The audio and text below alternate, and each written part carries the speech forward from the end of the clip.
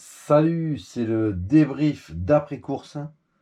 Ce week-end, on a fait une course d'endurance, les 5 heures de Mougins. On était une équipe de 5 pilotes avec 5 véhicules. Donc en gros, on a roulé à peu près 1 heure de temps. Moi, j'avais fait un warm-up de 20 minutes. Donc on va considérer qu'on a roulé 1 heure 20, 1 heure et demie en fonction du timing qui nous était imparti. Donc on m'a demandé de vous montrer l'état de la voiture après cette course d'endurance. En sortant du terrain, on a mis un coup de soufflette, on a fait un coup de propreté. Et là, on va regarder ensemble l'intérieur du châssis et le démontage du moteur. Le moteur qu'on va démonter aujourd'hui, c'est le B-Power. C'est un Falcon, c'est une base OS. Voilà, j'en ai été très content pour cette course d'endurance. Il a beaucoup de bas, une belle pointe. On va regarder ensemble. Donc la voiture, la carrosserie, on va la nettoyer à l'eau savonneuse. On va quand même la faire bien propre, mais elle n'a pas été abîmée. Non. Là, j'avais renforcé un petit peu avec de la chougou et du papier renforcé à l'intérieur. Donc ça a bien tenu. Hein. Eau savonneuse, nettoyage, là, il n'y a rien d'autre à faire. Alors la voiture, elle a été soufflée, nettoyée. Il y a encore un petit peu de résidus de terre, mais très peu. Hein. Le terrain sur lequel on roule est composé, c'est un multi-surface. Il y a beaucoup d'astro, une petite partie en bois, une partie en pavé et quelques parties en terre, mais qui doivent représenter 20%, maximum de l'ensemble du circuit. Donc on n'a pas énormément de terre sur le châssis. Hein. Un petit peu là sur les triangles ici. Voilà. Mais sur la partie avant, c'est propre. Voilà. La partie électronique, je l'ai soufflé. Ça reste propre. En particulier, ici j'ai fonctionné avec mon contacteur XT60. Marche super bien. Voilà. Et le fil de pêche pour pas perdre ma fiche. Alors on va passer au démontage du moteur. On va faire ça assez rapidement. Moi ici j'ai une petite fixation du filtre. Voilà, donc je la mets, ça permet d'éviter des vibrations.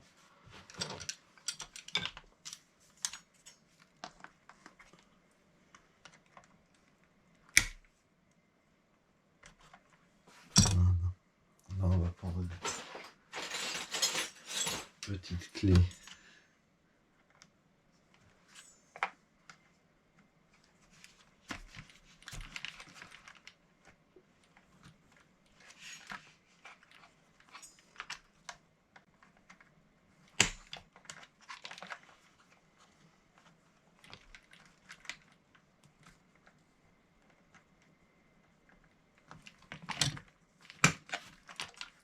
Bon, on s'embête un petit peu pour le déchapper. Voilà, c'est fait. Il fallait même pas les clés.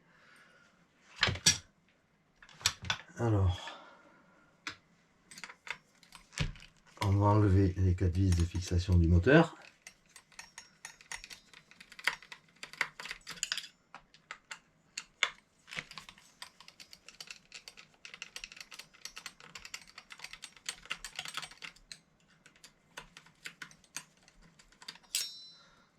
Là, on a enlevé la chape en forçant. Le filtre, on va le laisser, on enlèvera après.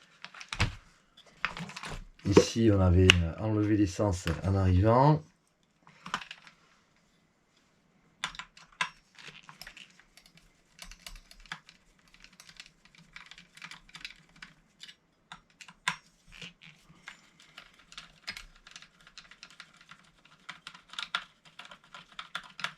Voilà pour les 4 vis de fixation. Ça n'a pas bougé de la journée. Moi, je mets absolument rien. Là, il n'y a pas de rondelle. Il n'y a rien. C'est des BTR XTR. Donc, ils ont une belle empreinte ici. En 2,5. Hein. Moi, j'utilise le MIP à 2,5 à boule. Voilà, pour les angles ici, ça passe très très bien. La petite fixation du pot. Thunder Innovation.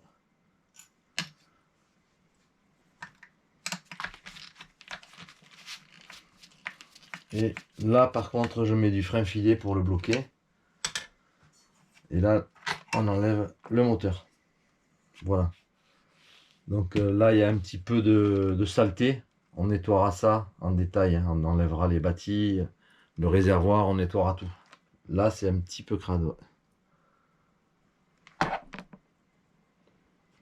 Voilà, la couronne, elle est en très bon état. J'en avais monté une neuve. Elle n'a pas bougé. Hein. Voilà, rien de particulier. Alors, le moteur, on va le démonter après cette course pour voir l'état intérieur.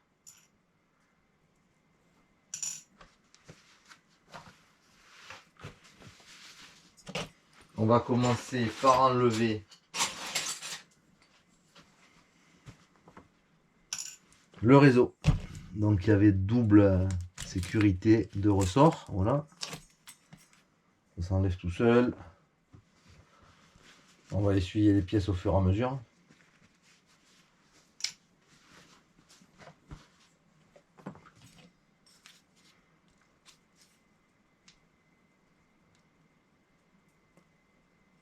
Voilà.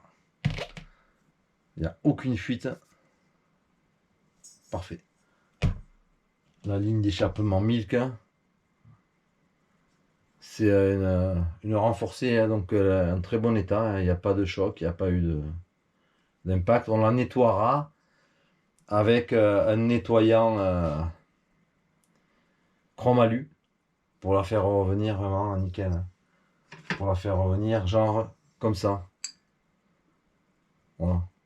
On passera du chromalu de chez Feu Vert. C'est un produit que j'avais présenté pour nettoyer les lignes d'échappement. Alors, ici, il y a un petit peu de poussière sur le moteur.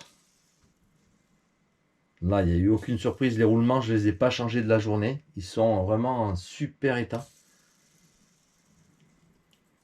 C'est des ABEC 9, haute vitesse. J'en suis super content. Et j'avais monté l'embrayage Optima CS400 de Sismic avec un petit kit de Maslot dernier modèle. Là, c'est les purple et argent. Alors, on va regarder ça tout de suite.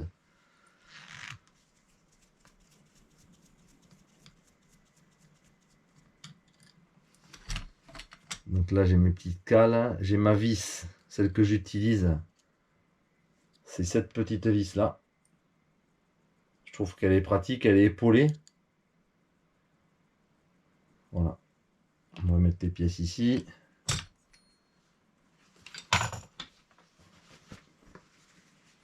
La couronne, on verra tout à l'heure. Là, la cloche, évidemment, elle est un petit peu sale. On va la nettoyer.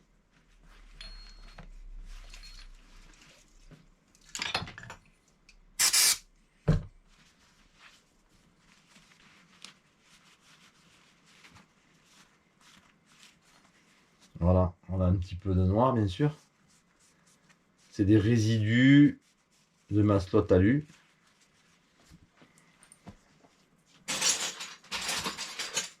Le roulement, on peut le sortir. On va le mettre sur le contrôleur. Voilà, je ne l'ai pas encore nettoyé. Il est bien propre.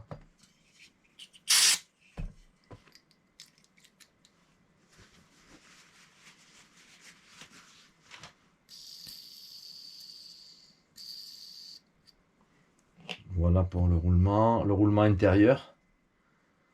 Là, il y a 3 dixièmes, petite cale de 3 dixièmes.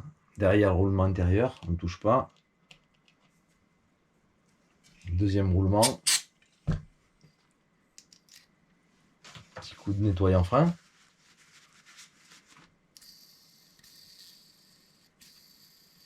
Voilà, c'est un roulement qui a fait la journée, hein, qui a fait 1h30 de roulage.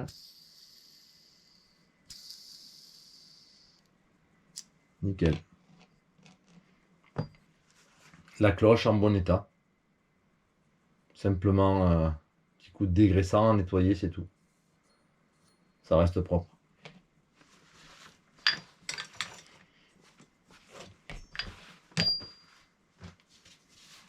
Alors, là, on va sortir le carburateur.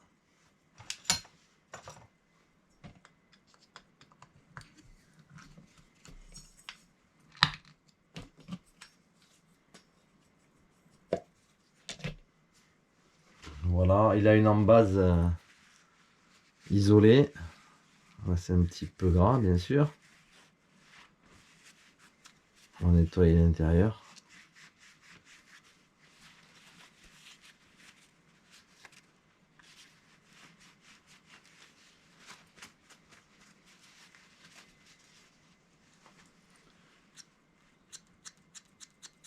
On fera un remontage bien sûr intégral du moteur avec de l'after-run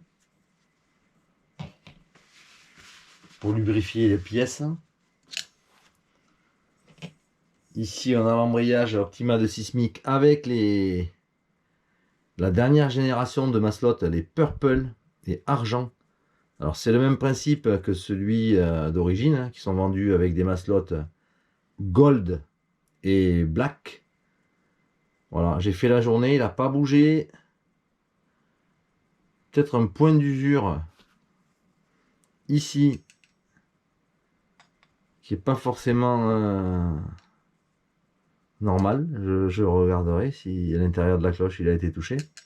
Parce que c'est pas les maslottes qui sont usées ici, c'est le support qui vient tenir les 4 vis.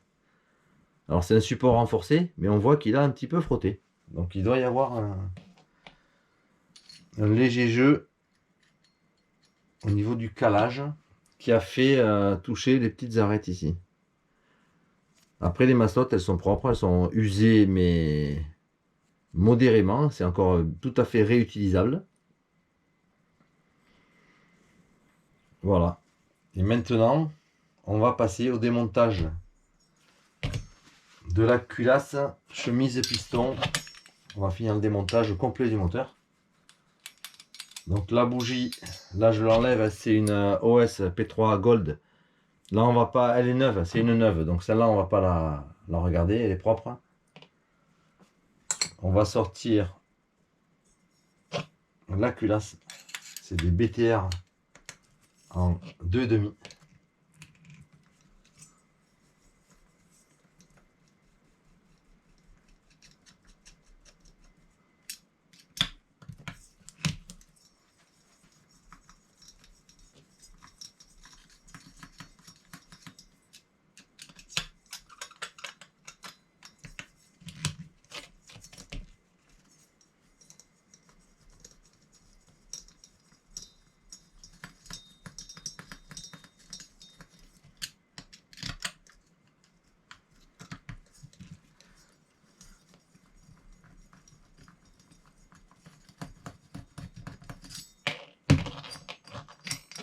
Elle va sortir. Voilà, il reste 2 tours ici.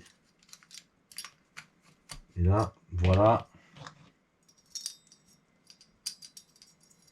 Donc la culasse, elle est très propre à l'intérieur. On l'essuiera un petit peu ici avec un chiffon, mais elle est propre.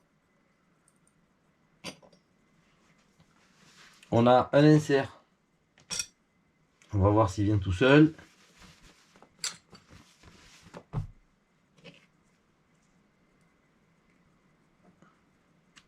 Ouais, alors il est venu. Là, les rondelles cuivre, le 10e il est là. On va l'essuyer. Et l'insert, on va l'essuyer ici. On voit qu'il est légèrement brun à l'intérieur, très légèrement. Là, je ne l'ai pas essuyé encore. Voilà, la couleur intérieure de de l'insert et du dôme après 1h30 de roulage avec du carburant carbone. Voilà, ça carbonise pas. À un moment, j'ai roulé même un petit peu sec. Je pensais qu'on aurait des marques plus prononcées. Mais non, c'est propre au niveau du nettoyage. J'ai fait un côté. C'est vraiment... Voilà, j'ai fait un côté, ça part seul. Hein. Résultat... Là, on va faire le deuxième, l'autre côté. Voilà, un petit peu de gras et le dôme. Sans aucun produit, aucune matière abrasive, bien sûr. Et on a une pièce, je dirais, comme neuve. Voilà. 1h30 de roulage, carburant, carbone. Voilà pour l'insert. On va maintenant enlever le bouchon de carter.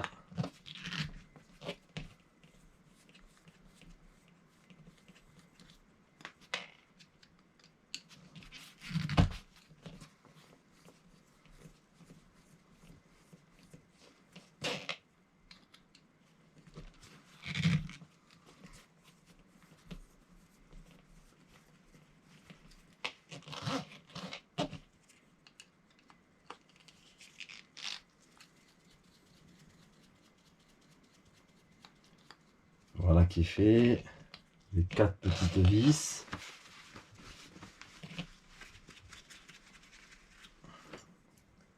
On va mettre le piston en position haute. On décale, ça part tout seul. Voilà. Voilà pour le bouchon. Il est nickel. Il a son joint torique. Il est bien gras.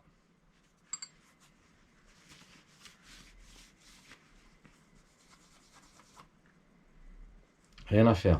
Parfait. On va maintenant descendre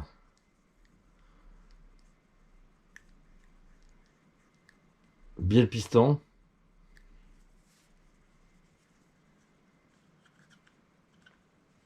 Alors on va d'abord évidemment sortir la chemise. Alors j'introduis un collier. Je tourne le volant et ça doit monter. Voilà.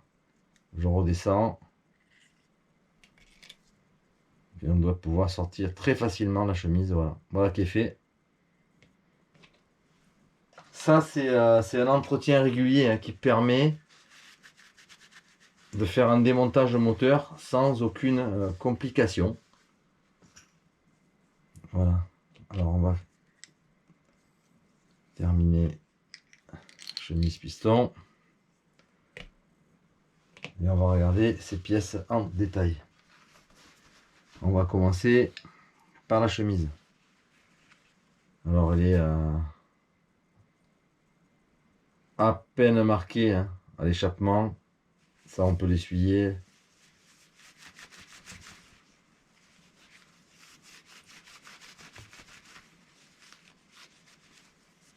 Voilà, on va essuyer l'intérieur, qui évidemment est bien propre. Hein.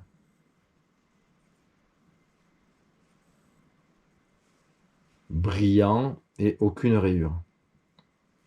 Voilà pour la chemise. Le piston, il est légèrement marqué sur la tête, mais il y a un très bon jeu de la bielle. Voilà, qui est très bien lubrifié. Ici, il y a des petites saignées de lubrification. Voilà, elle est propre. Et le piston, la tête, on peut l'essuyer. Ah ouais, ça part seul, hein, ça part tout seul. Voilà.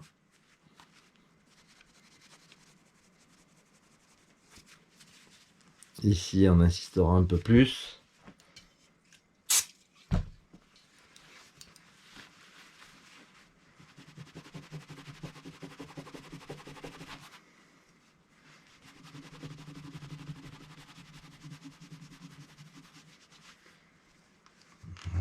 un dernier petit point.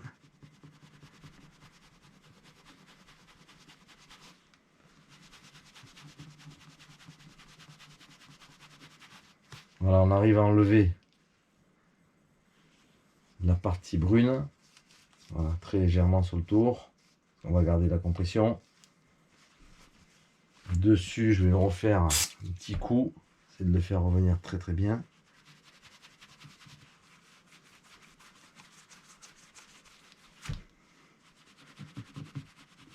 Voilà, on en restera là.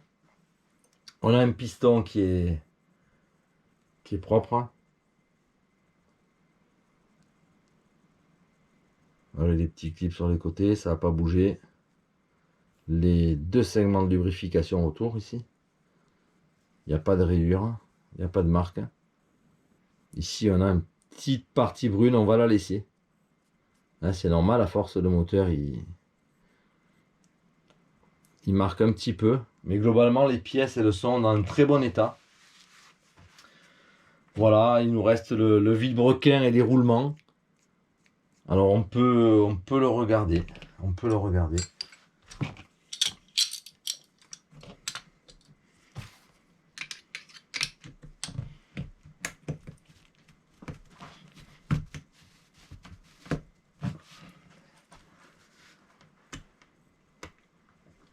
Alors, il est un peu dur à sortir. On va tenter.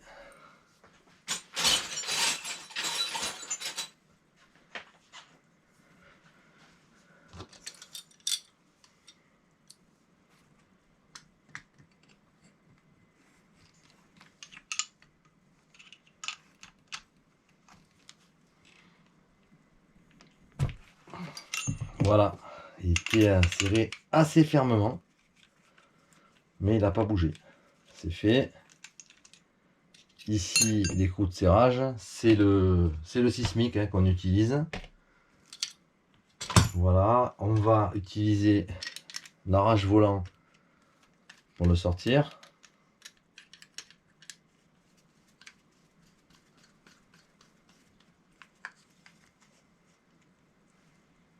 Voilà, ça a claqué, c'est fait. Alors ça, c'est le monobloc. Il est un petit peu sale, un petit peu gras, on enlève, voilà, on nettoie. Peut-être on lui fera un petit limage des petits copeaux d'alu. J'aime bien faire ça pour le remettre propre. S'il y a des petites bavures, on les enlève à la lime. Voilà. Donc cet embrayage, j'en suis très content. Et ces nouvelles maslottes d'Optima, vraiment beaucoup de grippe hein, à l'accroche au niveau de la cloche. Donc j'en suis très content. Voilà, et il nous reste le vilo. Alors le cône, c'est celui du sismique. Et le vilo, voilà, on le sort. Ici, j'ai ma rondelle de devant, le roulement japonais type haute vitesse avec une rondelle de 0,3 dixième. Voilà, je le réduis. Et le vilebrequin, c'est pas un DLC. Au niveau des roulements, il est un petit peu marqué, ici. Alors, on va l'essuyer. Il a de la pâte rouge dans le canal d'admission, ici.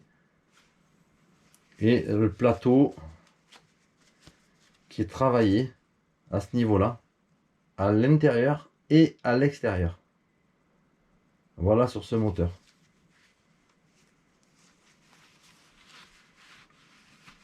Au niveau de l'usure là, de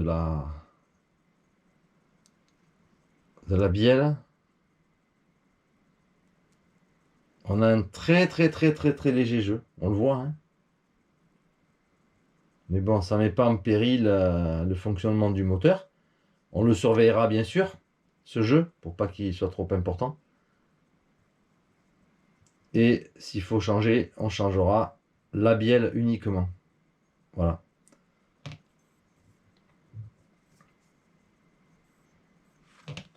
Voilà, donc j'ai démonté entièrement le moteur qui a fait la course aujourd'hui.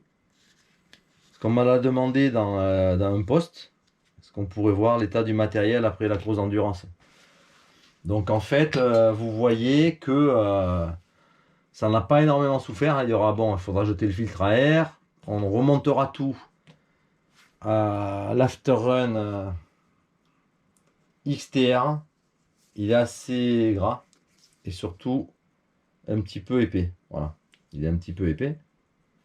Moi j'aime bien faire le remontage avec cette Afterrun. Voilà, c'était débrief, démontage moteur d'après course d'endurance. On est content, il est en bon état. À très bientôt pour une prochaine vidéo. Ciao.